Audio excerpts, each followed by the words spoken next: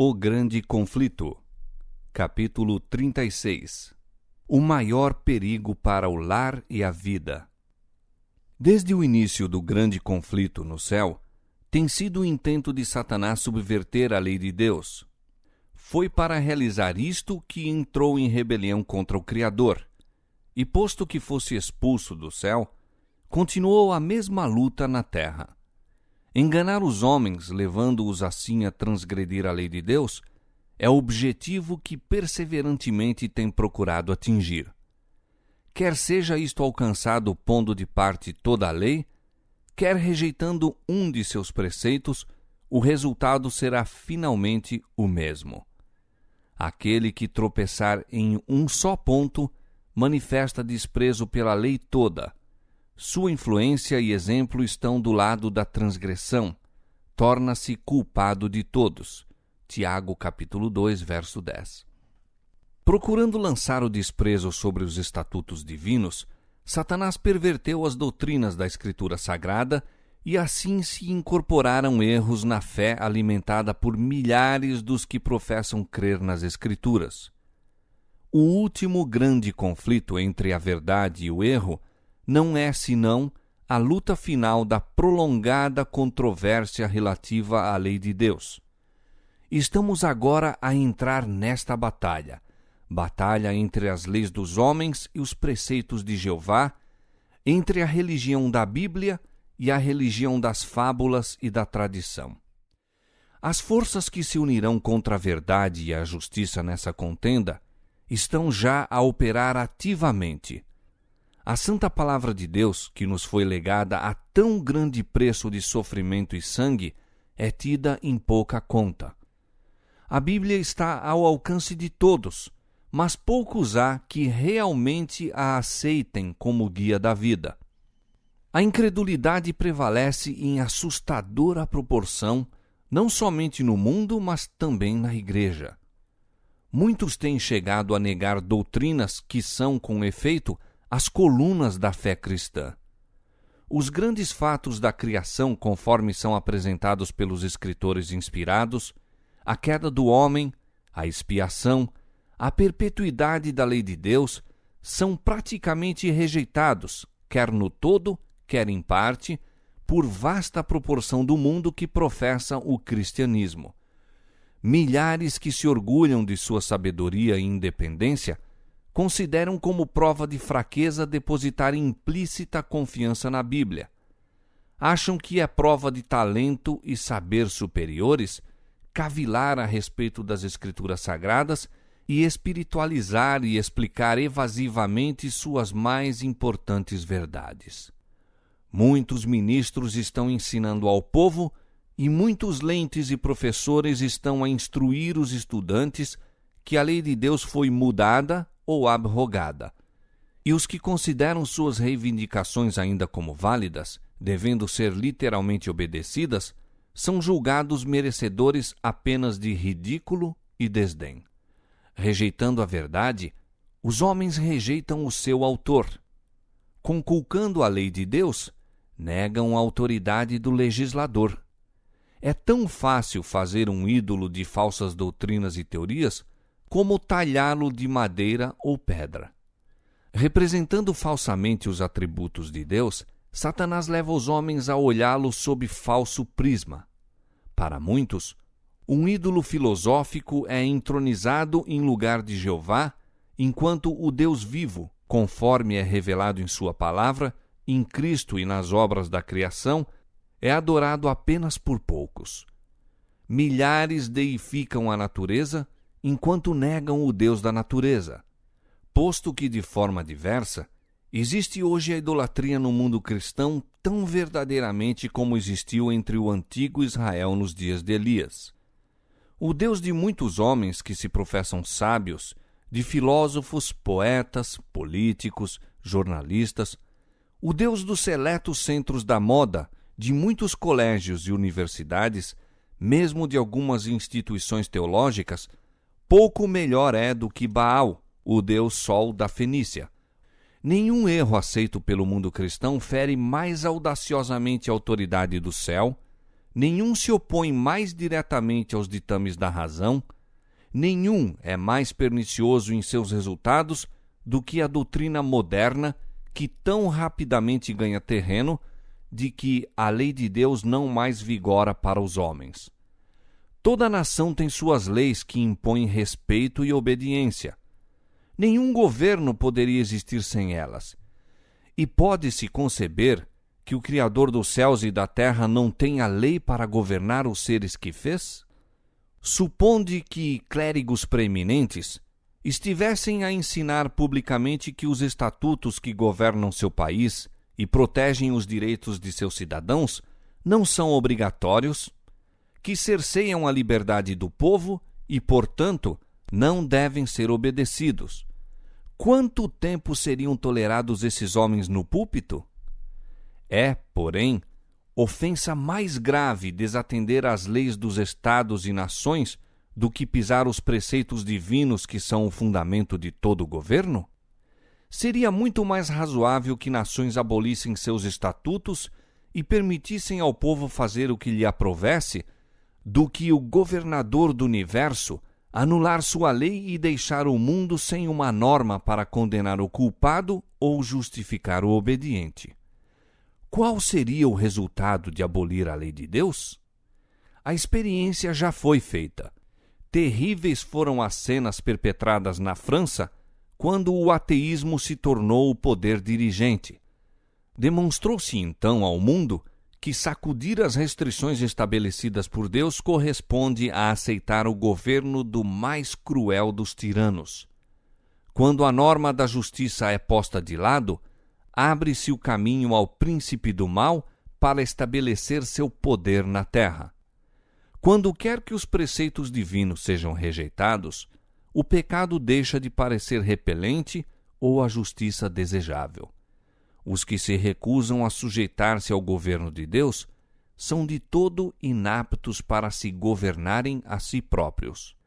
Mediante seus perniciosos ensinos, implanta-se o espírito de rebeldia no coração das crianças e jovens, por natureza adversos à disciplina, tendo isso como resultado a ilegalidade e desregramento na sociedade. Ao mesmo tempo em que escarnecem da credulidade dos que obedecem aos preceitos de Deus, as multidões avidamente aceitam os enganos de Satanás, dão rédeas à concupiscência e praticam os pecados que atrairiam juízo sobre os ímpios. Os que ensinam o povo a considerar com leviandade os mandamentos de Deus semeiam desobediência para colherem desobediência.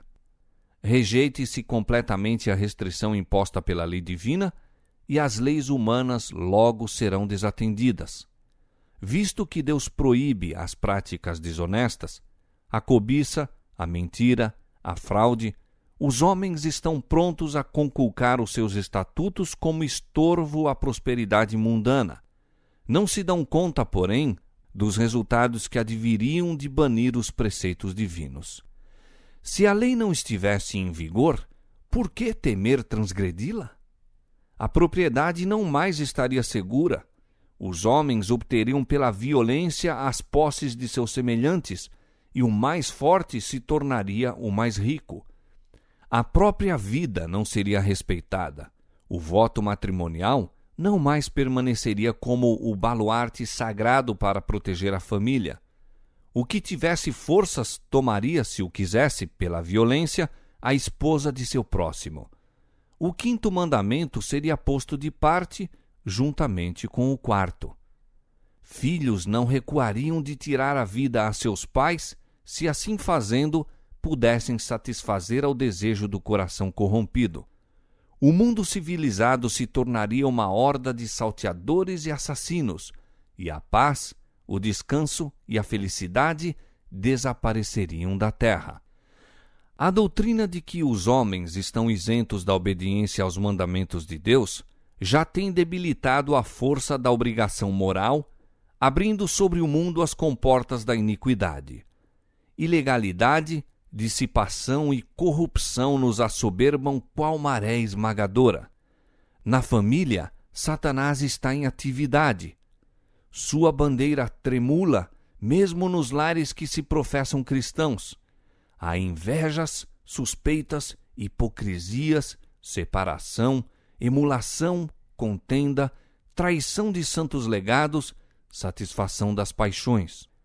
Todo o conjunto dos princípios e doutrinas religiosas que deveriam constituir o fundamento e arcabouço da vida social assemelham-se a uma massa vacilante prestes a ruir. Os mais vis dos criminosos, quando lançados na prisão pelas suas faltas, tornam-se frequentemente recebedores de dádivas e atenções como se houvessem alcançado invejável distinção. Dá-se grande publicidade a seu caráter e crimes. A imprensa publica as minúcias revoltantes do vício, iniciando desta maneira outros na prática da fraude, roubo, assassínio. E Satanás exulta no êxito de seus planos infernais. O enfatuamento do vício, a criminalidade, o terrível aumento da intemperança e iniquidade de toda sorte e grau devem despertar todos os que temem a Deus para que investiguem o que se pode fazer a fim de sustar a maré do mal. Os tribunais de justiça estão corrompidos. Governantes são movidos pelo desejo do ganho e amor dos prazeres sensuais. A intemperança obscureceu as faculdades de muitos, de maneira que Satanás exerce sobre eles quase completo domínio. Os juristas se acham pervertidos, subordinados, seduzidos. A embriaguez e a orgia, a paixão, a inveja, a desonestidade de toda espécie estão representadas entre os que administram as leis. A justiça se pôs longe, porque a verdade anda tropeçando pelas ruas e a equidade não pode entrar. Isaías capítulo 59, 14. A iniquidade e trevas espirituais que prevaleceram sob a supremacia de Roma foram resultado inevitável da supressão das Escrituras. Onde, porém, se deve encontrar a causa da generalizada incredulidade, da rejeição da lei de Deus e consequente corrupção sob o amplo fulgor da luz evangélica numa época de liberdade religiosa? Agora que Satanás não mais pode conservar o mundo sob seu domínio, privando-o das Escrituras, recorre a outros meios para realizar o mesmo objetivo. Destruir a fé na Bíblia serve tão bem a seu propósito como o destruir a própria Bíblia. Introduzindo a crença de que a lei de Deus não mais vigora, leva os homens à transgressão de um modo tão eficaz como se fossem completamente ignorantes acerca de seus preceitos. E hoje, como nos séculos passados, está a operar mediante a Igreja a fim de favorecer os seus desígnios. As organizações religiosas da época têm recusado ouvir as verdades impopulares claramente apresentadas nas Escrituras e, combatendo-as, adotaram interpretações e assumiram atitudes que têm espalhado largamente as sementes do ceticismo. Apegando-se ao erro papal da imortalidade natural e consciência do homem na morte, rejeitaram a única defesa contra os enganos do Espiritismo. A doutrina do tormento eterno tem levado muitos a descrer da Escritura Sagrada. E ao insistir-se com o povo acerca das reivindicações do quarto mandamento, verifica-se que a observância do sábado do sétimo dia é ordenada, e como único meio de livrar-se de um dever que não estão dispostos a cumprir, declaram muitos ensinadores populares que a lei de Deus não mais está em vigor. Repelem, assim, a lei e o sábado juntamente. À medida que se estende a obra da reforma do sábado, esta rejeição da lei divina para evitar as reivindicações do quarto mandamento se tornará quase universal. Os ensinos dos dirigentes religiosos abriram a porta à incredulidade, ao espiritismo e ao desdém para com a santa lei de Deus. E sobre esses dirigentes repousa a terrível responsabilidade pela iniquidade que existe no mundo cristão. Todavia, esta mesma classe apresenta a alegação de que a corrupção que rapidamente se alastra é atribuível em grande parte à profanação do descanso dominical e que a imposição da observância do domingo melhoraria grandemente a moral da sociedade. Insiste-se nisto especialmente na América do Norte, onde a doutrina do verdadeiro sábado tem sido mais amplamente pregada. Ali, a obra da temperança, uma das mais preeminentes e importantes das reformas morais, acha-se frequentemente combinada com o movimento em favor do descanso dominical, e os defensores do último agem como se estivessem a trabalhar a fim de promover os mais elevados interesses da sociedade, e os que se recusam a unir-se a eles são denunciados como inimigos da temperança e reforma. Mas o fato de que um movimento para estabelecer o erro se encontra ligado a uma obra que em si mesmo é boa, não é argumento a favor do erro. Podemos disfarçar o veneno misturando-o com o alimento saudável, mas não mudamos a sua natureza. Ao contrário, torna-se mais perigoso o veneno, visto ser mais fácil que ele seja tomado inadvertidamente. É um dos ardis de Satanás combinar com a falsidade precisamente uma porção suficiente de verdade para que lhe dê caráter plausível. Os dirigentes do movimento em favor do domingo podem advogar reformas que o povo necessita, princípios que se acham em harmonia com a Escritura Sagrada. Contudo, enquanto houver com eles uma exigência contrária à lei de Deus, seus servos não se lhes poderão unir. Nada os pode justificar de pôr à parte os mandamentos de Deus, optando pelos preceitos dos homens. Mediante os dois grandes erros, a imortalidade da alma e a santidade do domingo, Satanás há de enredar o povo em suas malhas. Enquanto o primeiro lança o fundamento do espiritismo, o último cria um laço de simpatia com Roma. Os protestantes dos Estados Unidos serão os primeiros a estender as mãos através da voragem para apanhar a mão do espiritismo. Estender-se-ão por sobre o abismo para dar mãos ao poder romano. E, sob a influência desta tríplice união, este país seguirá as pegadas de Roma, conculcando os direitos da consciência. Imitando mais de perto o cristianismo nominal da época, o espiritismo tem maior poder para enganar e enredar. O próprio Satanás está convertido conforme a nova ordem de coisas. Ele aparecerá no aspecto de anjo de luz. Mediante a agência do espiritismo, operar-se-ão prodígios, os doentes serão curados e se efetuarão muitas e inegáveis maravilhas. E como os espíritos professarão fé na Escritura Sagrada e demonstrarão respeito pelas instituições da Igreja, sua obra será aceita como manifestação do poder divino. A linha de separação entre cristãos professos e ímpios é agora dificilmente discernida. Os membros da Igreja amam o que o mundo ama e estão prontos para se unirem a ele, e Satanás está resolvido a uni-los em um só corpo e assim fortalecer sua causa, arrastando-os todos para as fileiras do espiritismo. Os romanistas, que se gloriam dos milagres como o sinal certo da verdadeira Igreja, serão facilmente enganados por este poder operador de prodígios. E os protestantes, tendo rejeitado o escudo da verdade, serão também iludidos. Romanistas, protestantes e mundanos juntamente aceitarão a forma de piedade destituída de sua eficácia e verão nesta aliança um grandioso movimento para a conversão do mundo e o começo do milênio há tanto esperado. Por meio do espiritismo, Satanás aparece como benfeitor da humanidade, curando as doenças do povo e pretendendo apresentar um novo e mais elevado sistema de fé religiosa. Ao mesmo tempo, porém, ele opera como destruidor. Suas tentações estão levando multidões à ruína. A intemperança destrona a razão. Seguem-se a satisfação sensual, a contenda e a matança.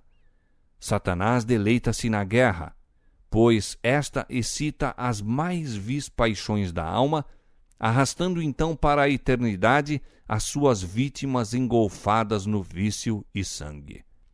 É seu objetivo incitar as nações à guerra umas contra as outras, pois pode assim desviar o espírito do povo da obra de preparo para estar em pé no dia de Deus.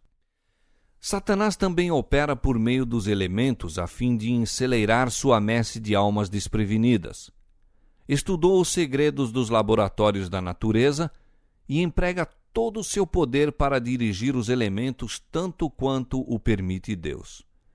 Quando lhe foi permitido afligir a Jó, quão rapidamente rebanhos e gado, servos, casas, filhos foram assolados, seguindo-se em um momento uma desgraça a outra.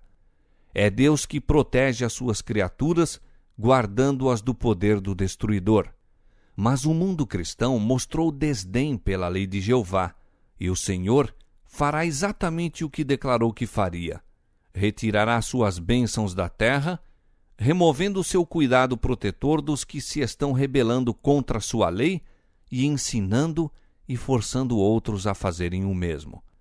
Satanás exerce domínio sobre todos os que Deus não guarda especialmente. Ajudará e fará prosperar alguns, a fim de favorecer os seus próprios intuitos. Trará calamidade sobre outros e levará os homens a crer que é Deus que os aflige. Ao mesmo tempo em que aparece aos filhos dos homens como o grande médico que pode curar todas as enfermidades, trará moléstias e desgraças até que cidades populosas se reduzam à ruína e desolação. Mesmo agora está ele em atividade. Nos acidentes e calamidades no mar e em terra, nos grandes incêndios, nos violentos furacões e terríveis saraivadas, nas tempestades, inundações, ciclones, ressacas e terremotos, em toda parte e sob milhares de formas, Satanás está exercendo o seu poder. Destrói a seara que está a madurar e seguem-se fome, angústia. Comunica ao ar infecção mortal e milhares perecem pela pestilência. Estas visitações devem tornar-se mais e mais frequentes e desastrosas. A destruição será tanto sobre o homem como sobre os animais. A terra pranteia e se murcha. Enfraquecem os mais altos dos povos. Na verdade, a terra está contaminada por causa dos seus moradores, porquanto transgridem as leis, mudam os estatutos e quebram a aliança eterna. Isaías capítulo 24, versos 4 e 5. E então o grande enganador persuadirá os homens de que os que servem a Deus estão motivando esses males. A classe que provocou o descontentamento do céu atribuirá todas as suas inquietações àqueles cuja obediência aos mandamentos de Deus é perpétua reprovação aos transgressores. Declarar-se-á que os homens estão ofendendo a Deus pela violação do descanso dominical, que este pecado acarretou calamidades que não cessarão antes que a observância do domingo seja estritamente imposta, e que os que apresentam os requisitos do quarto mandamento, destruindo assim a reverência pelo domingo, são perturbadores do povo, impedindo a sua restauração ao favor divino e a prosperidade temporal. Assim se repetirá com motivos igualmente bem definidos a acusação feita na antiguidade contra o servo de Deus. E sucedeu que, vendo Acabe a Elias, disse-lhe Acabe: És tu o perturbador de Israel? Então disse ele: Eu não tenho perturbado a Israel, mas tu e a casa de teu pai, porque deixastes os mandamentos do Senhor e seguistes a Baalim. 1 Reis capítulo 18, versos 17 e 18. Ao despertar-se a ira do povo por meio de falsas acusações, agirão para com os embaixadores de Deus de modo muito semelhante àquele que o apóstata Israel seguiu em relação a Elias. O poder operador de milagres, manifesto pelo Espiritismo, exercerá sua influência contra os que preferem obedecer a Deus a obedecer aos homens. Comunicações por parte dos espíritos declararão que Deus os enviou para convencer de seu erro os que rejeitam o domingo, afirmando que as leis do país deveriam ser obedecidas como a lei de Deus. Lamentarão a grande impiedade do mundo, secundando o testemunho dos ensinadores religiosos de que o estado de aviltamento da moral se deve à profanação do domingo. Grande será a indignação despertada contra todos os que se recusam a aceitar-lhes o testemunho. O expediente de Satanás neste conflito final com o povo de Deus é o mesmo que empregou no início da grande controvérsia no céu. Pretendia estar buscando promover a estabilidade do governo divino, enquanto secretamente aplicava todo o esforço para conseguir sua subversão. E da mesma obra que assim se estava esforçando por cumprir, acusava os anjos fiéis. Idêntica política de engano tem assinalado a história da Igreja de Roma. Tem esta professado agir como substituta do céu, ao mesmo tempo em que procura exaltar-se sobre Deus e mudar sua lei. Sob o governo de Roma, os que sofreram a morte pela sua fidelidade para com o Evangelho eram denunciados como malfeitores. Declarava-se estarem eles coligados com Satanás, e todos os meios possíveis foram empregados para cobri-los de infâmia, para fazê-los parecer aos olhos do povo, mesmo aos seus próprios, como os mais vis dos criminosos. Assim será agora. Enquanto Satanás procura destruir os que honram a lei de Deus, fará com que sejam acusados como violadores da lei, como homens que estão desonrando a Deus e acarretando juízo sobre o mundo. Deus nunca força a vontade ou a consciência. Porém, o recurso constante de Satanás para alcançar domínio sobre os que de outra maneira não pode seduzir é o constrangimento pela crueldade. Por meio do medo ou da força, procura reger a consciência e conseguir para si mesmo homenagem. Para realizar isto, opera tanto pelas autoridades eclesiásticas como pelas seculares, levando-as à imposição de leis humanas em desafio à lei de Deus. Os que honram o sábado bíblico serão denunciados como inimigos da lei e da ordem, como que a derribar as restrições morais da sociedade, causando anarquia e corrupção e atraindo os juízos de Deus sobre a terra. Declarar-se-á que seus conscienciosos escrúpulos são teimosia, obstinação e desdém à autoridade. Serão acusados de deslealdade para com o governo. Ministros que negam a obrigação da lei divina apresentarão do púlpito o dever de prestar obediência às autoridades civis como ordenadas de Deus. Nas assembleias legislativas e tribunais de justiça, os observadores dos mandamentos serão caluniados e condenados. Dar-se-á um falso colorido às suas palavras. A pior interpretação será dada aos seus intuitos. Ao rejeitarem as igrejas protestantes os argumentos claros das Escrituras Sagradas, em defesa da lei de Deus, almejarão fazer silenciar aqueles cuja fé não podem subverter pela Bíblia.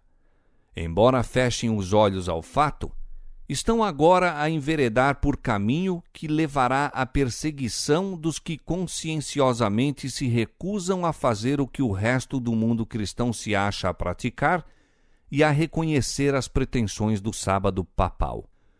Os dignitários da Igreja e do Estado unir-se-ão para subornar, persuadir ou forçar todas as classes a honrar o domingo. A falta de autoridade divina será suprida por legislação opressiva. A corrupção política está destruindo o amor à justiça e a consideração para com a verdade, e mesmo na livre América do Norte, governantes e legisladores, a fim de conseguir o favor do público, cederão ao pedido popular de uma lei que imponha a observância do domingo. A liberdade de consciência, obtida a tão elevado preço de sacrifício, não mais será respeitada. No conflito prestes a se desencadear, veremos exemplificadas as palavras do profeta. O dragão irou-se contra a mulher e foi fazer guerra ao resto da sua semente, os que guardam os mandamentos de Deus e têm o testemunho de Jesus Cristo. Apocalipse capítulo 12, verso 17.